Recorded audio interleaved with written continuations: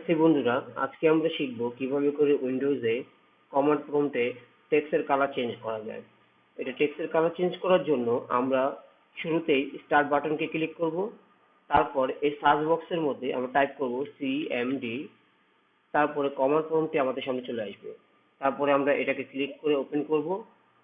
দেন এই সাদা অংশের মধ্যে আমরা রাইট বাটন ক্লিক করব। তারপরে এই ডিফল্ট অপশনটাকে সিলেক্ট করব। তারপরে এইখানে এসে আমরা এই কালার ট্যাবটাকে ক্লিক করব। কালার ট্যাবটাকে ক্লিক করার পর আমরা এখানে রেডিও বাটনের মধ্যে স্ক্রিন টেক্সটটাকে ক্লিক করব। তারপর আমরা আমাদের নির্দিষ্ট পছন্দের কালারটাকে চয়েস করব, এখান থেকে সিলেক্ট করে তারপর ওকে দিয়ে দিব। তারপর এটাকে বন্ধ করে দেব। এখন যদি আমরা আবার এটাকে ওপেন করে দেখি যে আমাদের কালারটা চেঞ্জ হয়েছে কিনা, তাহলে আমরা স্টার্ট বাটন ক্লিক করব। সার্চ বক্সের মধ্যে লিখব সিএমডি, তারপরে এন্টার। এই দেখুন আমাদের কালারটা চেঞ্জ হয়ে গেছে।